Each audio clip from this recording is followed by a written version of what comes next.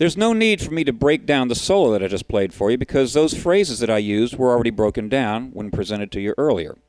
But what I'd like to do now is take that same solo and give you a few pointers of how I would approach taking the same ideas, the same phrases, but editing them so that I can actually play a solo using what I played before and just mimic and do variations. This is a very important tool because you don't have to keep coming up with brand new ideas. You take an existing idea and edit it, twist and turn it, do rhythmic permutations. So before I play against the track, I'll just take one phrase and give you an example. The opening phrase that I played comes in on the and of 4. 1, 2, 3, 4.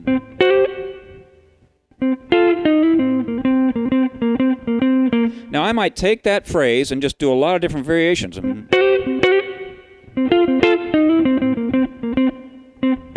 you hear how it's the same group of notes, same contour, but rhythmically I'm twisting it and turning it? Now, in some of the longer phrases, for example, the next one that I play where it went, I might go. You see how I used the same lick, but kind of stretched it out. Didn't keep it as busy, put a little space in, and knowing when to put rests in is a great way for you to develop your phrasing. So I'm going to play through it 3 times, and I'll try to imitate the same general approach that was on the original solo, but you'll hear how I edited and get some new ideas.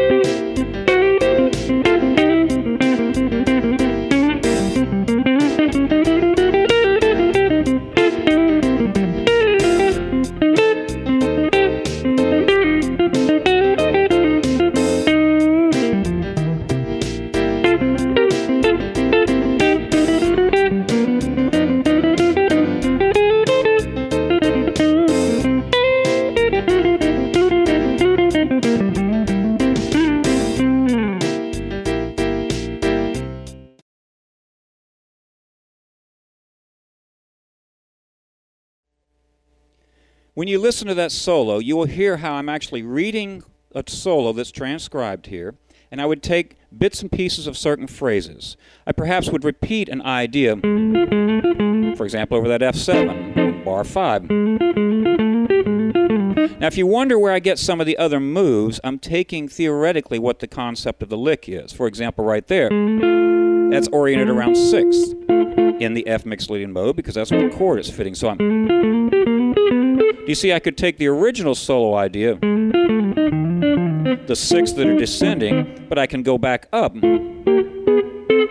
Knowing when to stop would be chord tones. Other ideas that I might put in. You have that great little jazz idea at the end of measure 4 where you have the...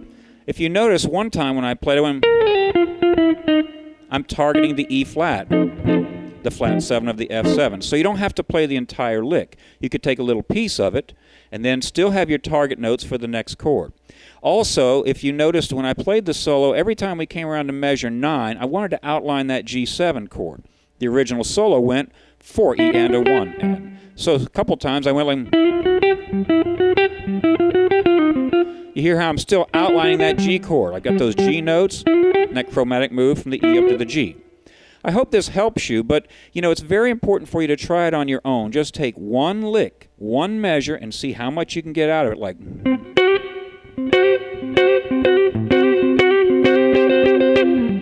You see, that's the first 3 notes of this solo. Just play around with them. You could play those over the first 4 bars and get some ideas going.